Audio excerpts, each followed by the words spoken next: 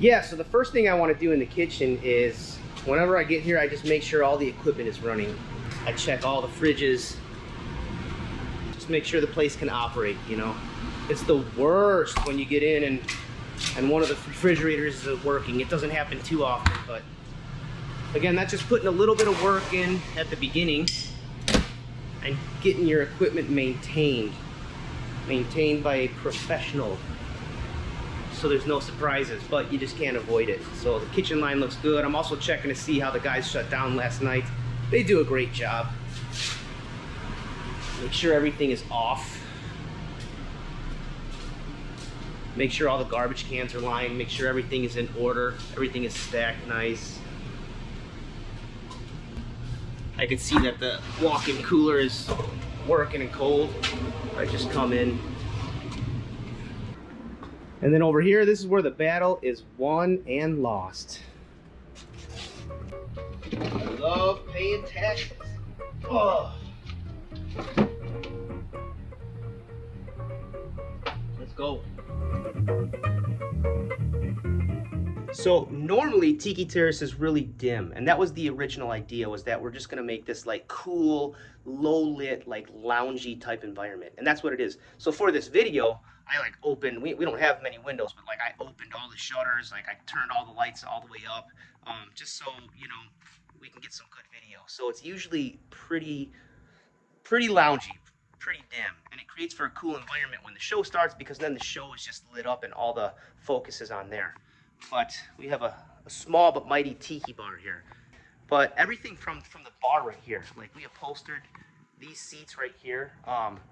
The bar we poured ourselves, and we created these cool designs on there.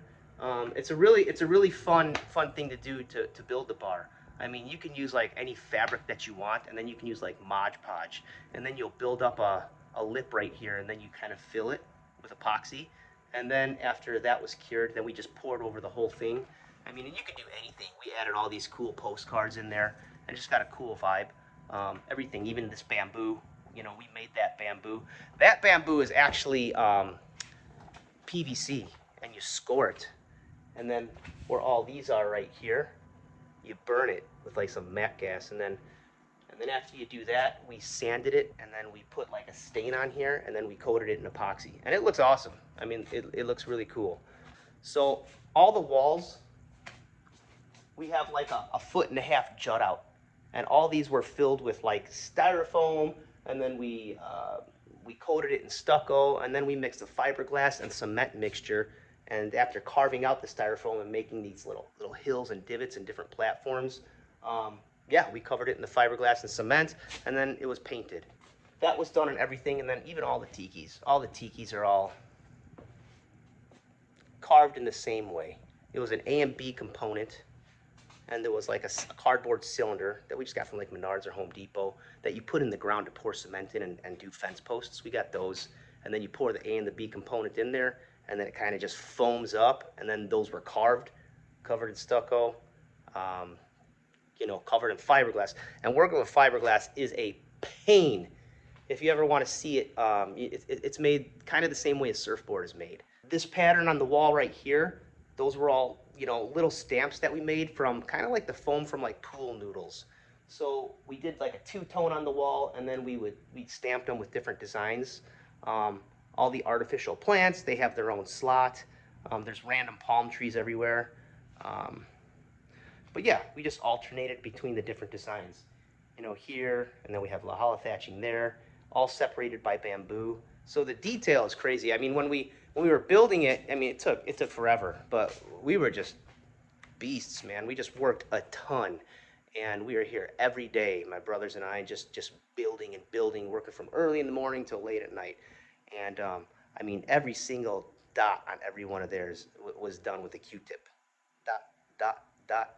These bad boys were all carved with a chainsaw. My brother Scott carved all of these, and all the booths, handmade.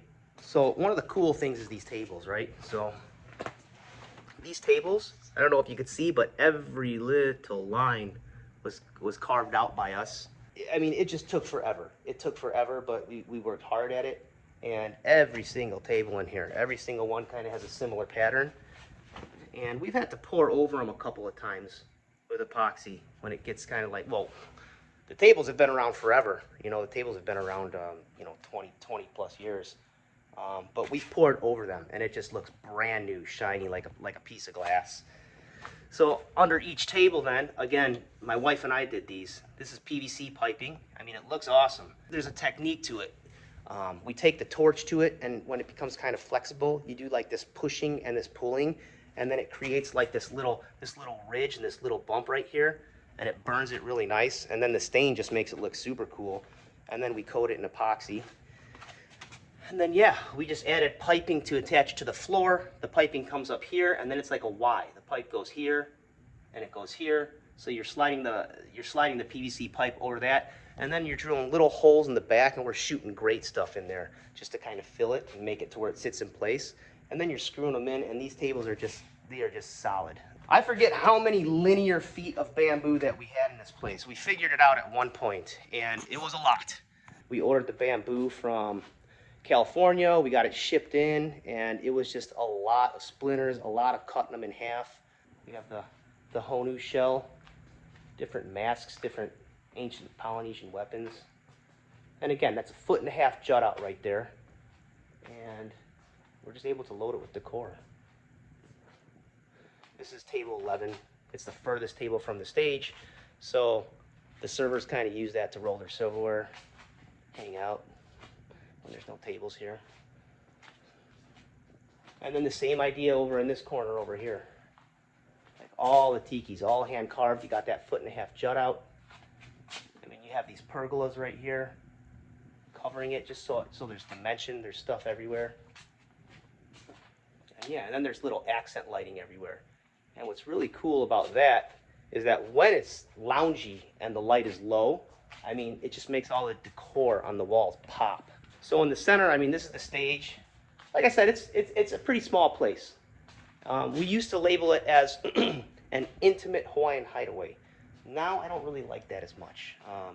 There was some strategy to it before, but we don't really kind of use that terminology anymore. We used to use these par can lightings, super old, super hot, ton of energy. And then a few years back, well, more than a few years back, I want to say like five, 6 years back maybe, we switched to LEDs.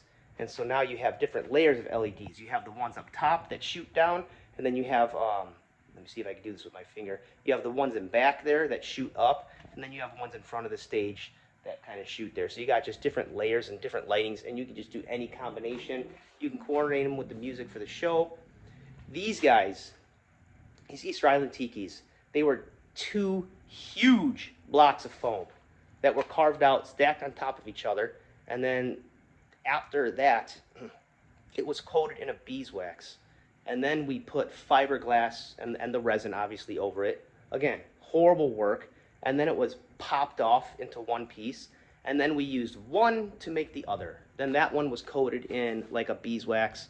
And we used that one to make the second one. So one of them is actually slightly bigger than the other one. And yeah, we got our sound system up there. We got those nice palm trees up there, hanging glass floats. All of these top of lamps we made. So it's just a pretty cool, unique thing. Gotta switch hands here. My hand is getting tired. It's just a pretty cool, unique thing when you come in here. It's just a cool story to tell people that, like, you know, everything in here is kind of handmade. So it definitely doesn't have like that that corporate vibe at all. It definitely has this really unique factor in there. Again, pretty small. It doesn't take long to do a tour of the place, but what we do is pretty unique. And there's just a lot of cool things that I'm sure I'm forgetting. I mean, even when we come over here on the stage, just to kind of separate that area, we stamped the ceiling right there.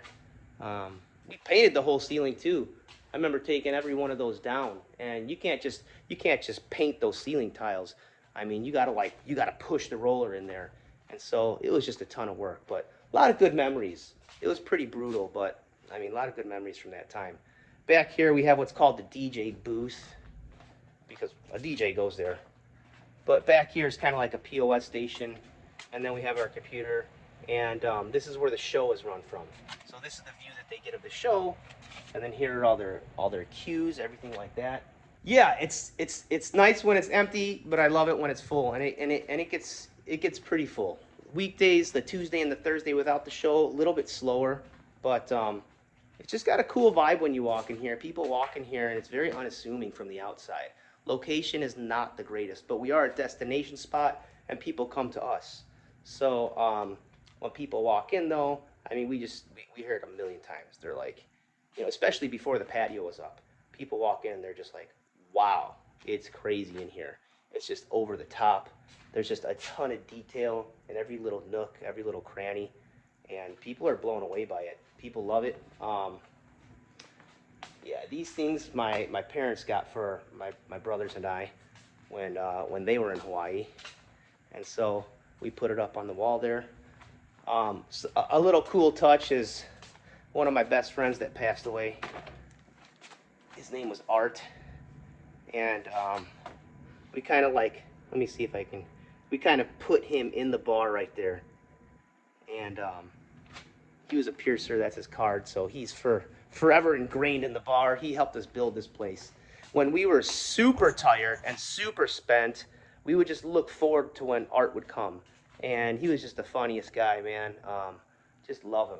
And he would come by, it'd be 9 or 10, he'd get off of work, and then he would just help decorate, and we would just have the best time. And it was just like we would look forward to that all day because we were just working 14, 15, 16 hours building the place, and then we would just be like, oh, Art's coming by tonight. It was like our nice little comedic relief. So this, I don't know if you can see this because of the lighting, yeah. So this is where the servers pick up their drinks. They get dropped right here. And this is actually an Aloha shirt from our friend Jim. Jim also, unfortunately, he passed away. And this guy, he had hundreds and hundreds of Aloha shirts. He had the most massive Aloha shirt collection that you could be. So he helped us actually build this bar. When we got this place, this bar was actually like, I want to say it was like eight inches higher, and it just didn't make sense. And so cutting the whole bar in half and dropping it down 8 inches, it was a big job. You might say, oh, you're gonna cut it in half, drop it down, it's easy. It was a very, very difficult job. And Jim came in here with all of his tools, and he helped us. And so it's super fitting that you know, Jim's Aloha shirt is poured in there in the bar. And then I also forgot to mention that my buddy Art, who's forever in the bar, his picture, he was the bartender. And we had a really cool skit where we did Elvis from Hawaii, and he actually did that whole bit too. So every little detail. See, we got our COVID plexiglass everywhere. But I mean, even all the fencing, all that is just filled with bamboo. Again, these walls right here, this was the trick where we do fabric, we do Mod Podge, and just to keep it busy, everything is just alternated. All of these pictures above the tables here, that's kind of like that was Art's idea. It's kind of like an ode to, well, tattoos, they come from Polynesia. And so there's the ancient way of doing it where it was just a lot more painful and brutal than it is right now. But that's how they used to tattoo. They used to tattoo, and then after they were tattooed, I mean, Samoa, they get just everything from about here down tattooed, and then they walk out in the ocean, and it was kind of a big deal when you showed signs of pain. If you showed signs of pain and shouted, it just wasn't a thing that you do. But yeah, it's a pretty cool thing that we got going on. Each table has their own picture of the tattoo. Sorry, I'm all over the place with this video. As I'm walking around, I'm just seeing different things right here. All these and all the tables, they all say Tiki Terrace. They were all carved out, then there was a mold, and then there was a cement poured in them, and they were all popped out and painted. And then the tables, you know, I mentioned every single line in the table was carved out, and then we, you know, cut out the shape, and we dropped that cement mold in there. And so every table is customized Tiki Terrace. The place is great. I said there were a few things that we didn't make. So this right here is from Oceanic Arts, which I think is shut down now. So this is an Oceanic Arts piece, which is cool because Oceanic Arts and people that are into collecting different tiki decor and Hawaiian decor, Polynesian decor, it's legendary. Also, this boat right here, I think at one point it was an outrigger, and that we didn't make. And there's I'm sure there's a few other things that we didn't make in here, but for the most part, everything is made by the brothers Zuziak. And like I said, it's my wife and I now, and we're just cranking away, and we love what we do. We just love it. And so even on the stage here, we got different thatching on the walls. These are all implements that are used in the luau show. And this actually was from our one year anniversary. So what we did was this tiki was carved out, and you'll notice like all the different initials in there and stuff. Everybody used a chisel and a hammer, and they carved their name in there, or their initials, I should say. And then it was stained, and yeah, that's a special piece because it was it's permanently has everybody that was with us that first year. Yeah, love this place. Over here, there's a little stingray right there. I can't do the pointing thing when I'm doing the camera, but that stingray was hand carved by our friend Bill, and Bill had passed away, so he's forever kind of a part of tiki and the decor there. He would come by when we were building the place, and he would help us out with, I mean, just a handyman, you know, jack of all trades. He'd help us out with any plumbing issues or any electrical issues, and yeah, my dad passed away, and he helped us a ton, especially with the first tiki too. I mean, he was just involved every step of the way, always supported us. And so this place is just filled with just Ohana, just helping us out, rooting for us, doing whatever people could do. And we owe a lot to everybody that helped us out. Yeah, our intimate Hawaiian hideaway and displays, it's just beautiful. And there's really nothing like it. There's really nothing like it. I truly, truly, truly look forward to doing a Tiki 3.0 and just really growing and expanding and going even more over the top, and taking all that we've learned and really just doing something on a larger scale. But in the meantime, we're growing, and we just have a lot going on, a lot that we have to learn, a lot that we have to figure out. But that's the front of the house. I love it. It's absolutely beautiful. We really push authenticity, and you know, everything from the food to the decor, and even from the service. You know, there's a lot of different words for aloha, and aloha isn't just hello or goodbye. There's so much more to it, and you could sum it up a lot of different ways. I sum it up as when you put somebody else's needs before yours. You know, kindness, love, all that. And there is a lot of aloha in this place, and people can feel it when they walk in. Just from the, you know, from the greeting right at the door, to the food, to when you're done, and just the service that you get and the whole experience, the show, it's amazing, it's unique, and it's super special. If you're in the area, we'd love to have you by. And if you enjoy stuff like this, definitely follow along. This is a fun hobby amidst a crazy, chaotic season. But we're going to keep it going, showing you different dishes, showing you different jobs, different insider things. So we would appreciate the follow, and keep in touch. Aloha.